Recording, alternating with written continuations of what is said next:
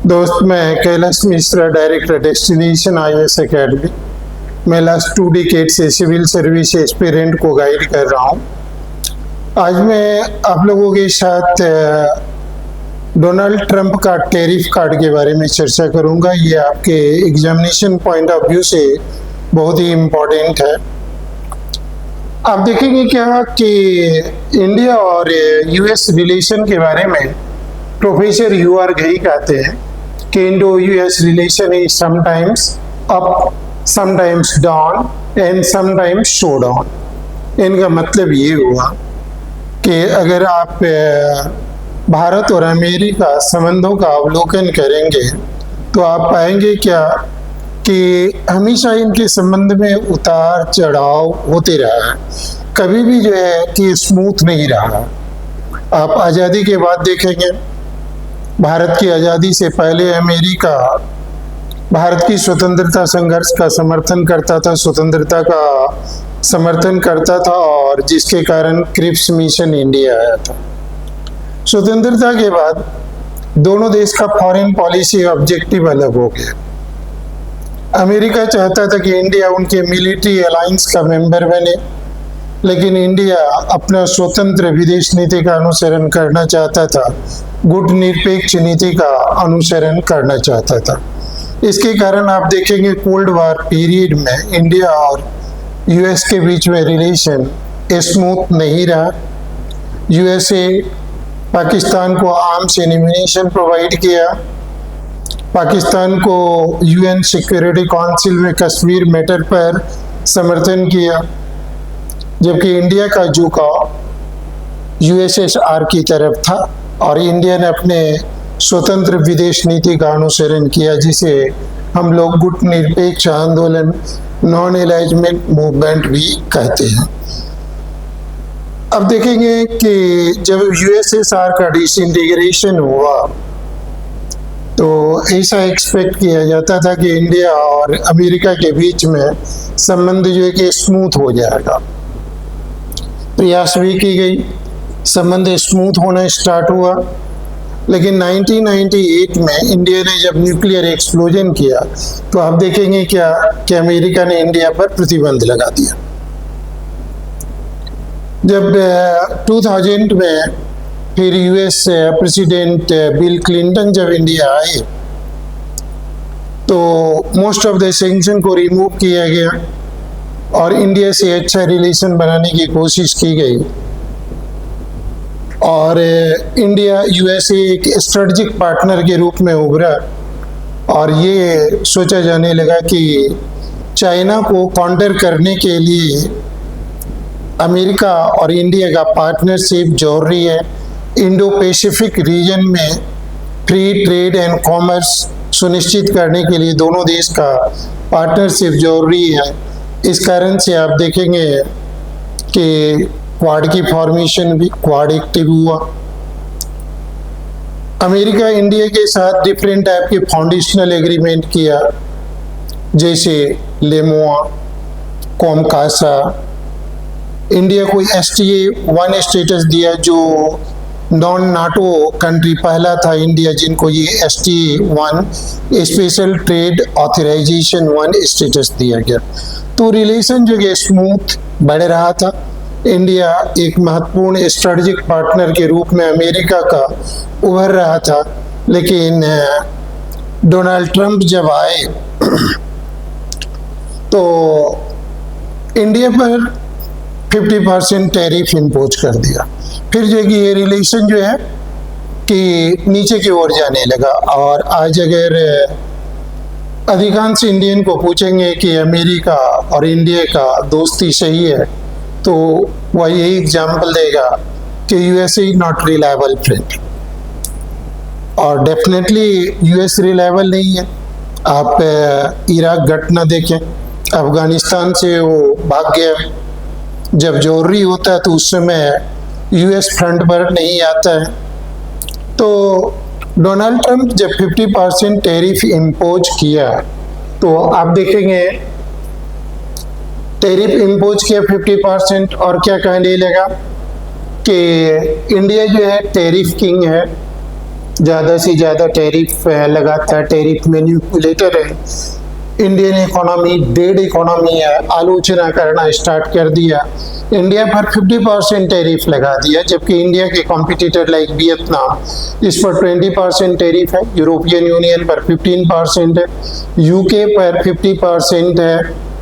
इसके पीछे कारण क्या है? अमेरिका फर्स्ट पॉलिसी, और यूएस चाहता है कि इंडिया रशिया से क्रूड ऑयल नहीं परचेज करे। अगर ये भी ग्राउंड है तो इंडिया से ज़्यादा क्रूड ऑयल चाइना ही परचेज करता है रशिया से, तो चाइना पर ज़्यादा टैरिफ लगाया जाना चाहिए। यूरोपियन यूनियन भी जो है कि रशिया से ट्रेड करता है, वहाँ से एलएनजी इंपोर्ट करता है। अमेरिका स्वयं जो है क्रिटिकल मटेरियल जो है कि यूएस से इंपोर्ट करता है। तो लेकिन दादागिरी वो किस पर जो है जमाना चाहा? इंडिया पर। ऐसा क्यों हुआ? आपको एक इंटरेस्टिंग बात बताता हूँ कि जब ऑपरेशन सिंदूर हुआ, इंडिया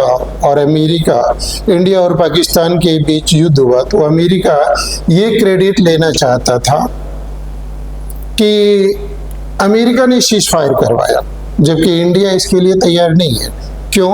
कि इंडिया का ट्रेडिशनल फॉरेन पॉलिसी रहा है शिमला एग्रीमेंट रहा है।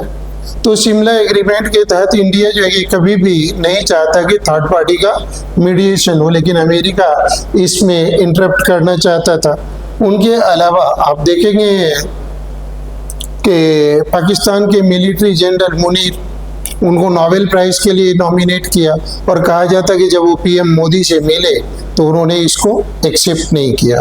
तो डोनाल्ड ट्रंप जो अभी कर रहे हैं, तो उनका अपना पर्सनल ग्रज है, पर्सनल ग्रीवांसेज है।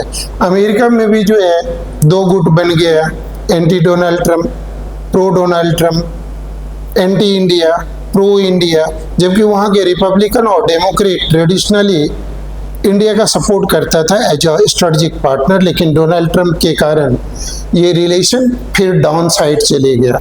अब देखें कि ये अप साइड जाता है या डाउन डाउन डाउन होता है, और अगर डाउन होगा तो इंडिया जो है कि एससीओ की तरफ टिल्ट करेगा, ब्रिक्स की तरफ टिल्ट करेगा। नेक्स्ट एस्पेक्ट आप देखेंगे कि इनका कॉन्सिक्वेंसेज क्या होगा। जो इंडिया और यूएस के बीच में कहिए कि ट्रेड वार चल रहा है, डोनाल्ड का टैरिफ वार चल रहा है, टैरिफ कार्ड चल रही है, तो इंडिया का सबसे ज़्यादा इफेक्टेड एरिया होगा इलेक्ट्रॉनिक्स। आप जानते हैं कि आईफोन इंडिया अमेरिका को सबसे ज़्यादा एक्सपोर्ट किया है, और जेनेरिक मेडिसिन जो है कि इंडिया सबसे ज़्यादा एक्सपोर्ट करता है यूएसए को। लेकिन अभी जो कि जेनेरिक मेडिसिन पर ये 50% टैरिफ नहीं लगाया गया है, और आज से कुछ दिन पहले इंडियन ज्वेलरी पर भी टैरिफ को कम कर दिया गया, बढ़े हुए टैरिफ को कम कर दिया गया। तो इंडिया को इससे इफेक्ट तो पड़ेगा, लेकिन बहुत ज़्यादा इफेक्ट इस पर जो है कि नहीं पड़ने वाला है। उनके बाद देखेंगे कि इस पर क्या इम्पैक्ट पड़ेगा। तो डिफरेंट क्रेडिट रेटिंग एजेंसी का क्या ओपिनियन है। आप देखेंगे मूडी कहता है कि यूएस टैरिफ के कारण इंडिया का जीडीपी 0.3% कम हो जाएगा। मॉर्गन स्टैनली का मानना है कि इससे 0.8% जीडीपी कम हो जाएगा। उनके बाद टैरिफ का जब अनाउंस हुआ तो हमारी निफ्टी 50 जो है कि 0.6% जो है कि डिक्लाइन हुआ, और आरबीआई उनके बाद अनाउंस किया कि इंडिया का जीडीपी ग्रोथ 6.5% रहेगा। अभी रिपोर्ट आया है तो इसमें इस क्वार्टर में इंडिया का ग्रोथ रेट 7.5% दिखाया गया, और इंडिया चाइना के एक सब्स्टिट्यूट के रूप में ग्लोबल सप्लाई चेन में मैन्युफैक्चरिंग हब के रूप में उभर रहा था। इस पर जो है कि थोड़ा for the time being stress पड़ेगा। उनके बाद जो है कि ऐसा क्यों हुआ। अमेरिका क्या चाहता था टैरिफ इंपोज करने के बाद कि इंडिया अपने एग्रीकल्चर सेक्टर जो है खोल दे, अपना डेयरी सेक्टर जो है कि खोल दे। पीएम मोदी क्या कहते हैं कि हम अपने किसान के अगेंस्ट में किसी भी स्थिति में नहीं जाएंगे।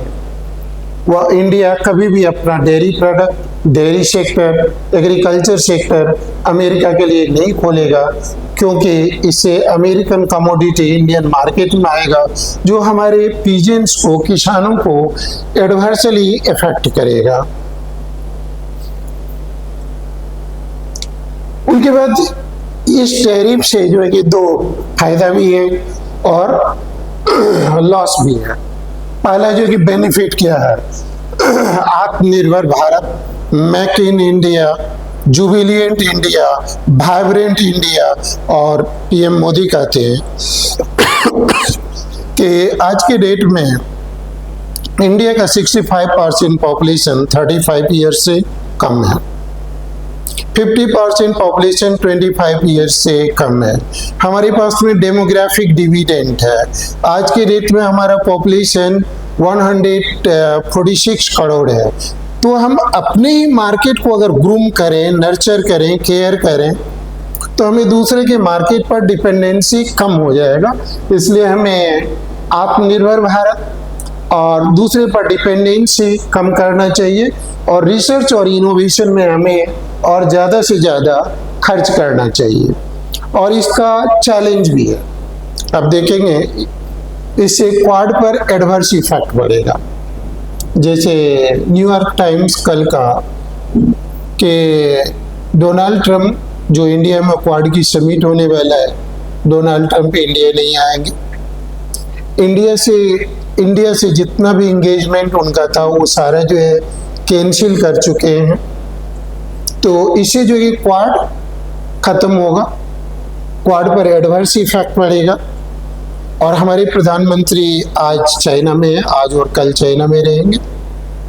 31 अगस्त और 1 जनवरी को वह 1 सितंबर को वह चाइना में रहेंगे और वहाँ पर वह शी जिनपिंग, व्लादिमीर पुतिन, ये सबसे मुलाकात करेंगे। तो ऐसे केस में ब्रिक्स का पॉसिबिलिटी बढ़ रहा है, एससीओ का इम्पोर्टेंस जो है कि बढ़ जाएगा। उनके बाद आप देखेंगे कि जो पॉलिटिकल सिग्नल, भू राजनीतिक प्रभाव इनका क्या पड़ेगा। तो इंडिया आप देखेंगे 35 से 40% क्रूड ऑयल रशिया से इंपोर्ट करता है। और ऐसा भी कहा जा रहा है कि India S-500 anti ballistic missile system और Su-57 जो 5th जेनरेशन का फाइटर प्लेन है वह अमेरिका से परचेज करेगा और रशिया से परचेज करेगा। और अमेरिका के साथ जो इंडिया का डिफेंस डील था, वह जो डिफेंस डील वह अभी हॉल्ट पर रखा हुआ है, उनको पॉज कर दिया गया है, उनको हॉल्ट पर रखा हुआ है। और ऑपरेशन सिंदूर के बाद अमेरिका जो है पाकिस्तान की तरफ टिल्ट हुआ और वो क्या चाहते थे, डोनाल्ड ट्रंप के America India Nobel peace prize के लिए उनको नॉमिनेट करें, लेकिन इंडिया ने उनको नॉमिनेट नहीं किया। तो उन्होंने पाकिस्तानी मिलिट्री जनरल मुनीर को डिनर पार्टी पर भी जो है बुलाया था और उससे जो है अच्छा बातचीत किया था और बलूचिस्तान लिबरेशन आर्मी को टेररिस्ट ऑर्गेनाइजेशन डिक्लेयर्ड कर दिया और बलूचिस्तान से माइंस और मिनरल का भी डील करने वाला है। इससे पाकिस्तान और चाइना के बीच में भी रिलेशन स्ट्रेन हो सकता है। उनके बाद देखेंगे कि अमेरिका क्या चाहता है।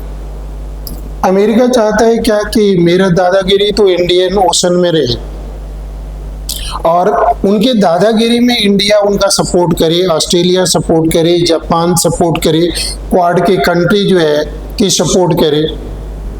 और वो एक क्वाड को एक मिलिट्री ऑर्गेनाइजेशन बनाना चाहता था जिसका कि इंडिया ने विरोध किया था। तो इनके सब्स्टिट्यूट के रूप में ऑकस आया था, Australia, United kingdom and US आया था, जिनको क्वाड का एक मिलिट्री विंग भी माना जाता है। लेकिन इंडिया ऑकस का मेंबर नहीं बना, क्वाड को भी मिलिट्री विंग नहीं बनने के लिए देना चाहता है। तो मेरे यहाँ पर जो एक प्रश्न आता है कि अमेरिका क्या चाहता है कि ऑकस की मदद से, क्वाड की मदद से इंडियन ओशन में उनका डोमिनेंसी रहे और चाइना की डोमिनेंसी को कम किया जाए, जिसके लिए वो भारत का समर्थन चाहता है।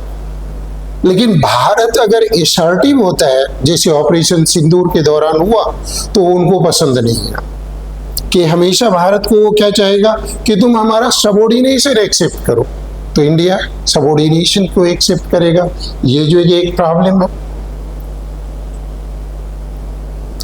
उनके बाद देखेंगे कि आगे फ्यूचर में क्या होगा। पहले तो कि इंडिया को जितने आइटम पर टैरिफ लगा है, जो नेगोशिएबल है, अमेरिका से नेगोशिएट करना चाहिए। जैसे जेनेरिक मेडिसिन को एग्जेम्प्ट करवाना चाहिए और जितने आइटम एग्जेम्प्ट हो सके एग्जेम्प्ट करवाना चाहिए। एक्सपोर्ट डाइवर्सिफिकेशन, हमें किसी एक देश पर निर्भर नहीं होना चाहिए। अगर आप एक देश पर निर्भर होंगे तो वो डिक्टेट करना शुरू कर देगा। तो हमें एक्सपोर्ट डाइवर्सिफिकेशन करना चाहिए और मल्टीपोलर वर्ल्ड की वकालत करना चाहिए। Domestic reforms, GST reforms India start कर दिया है और डिफरेंट ऑर्गेनाइजेशन लाइक ब्रिक्स,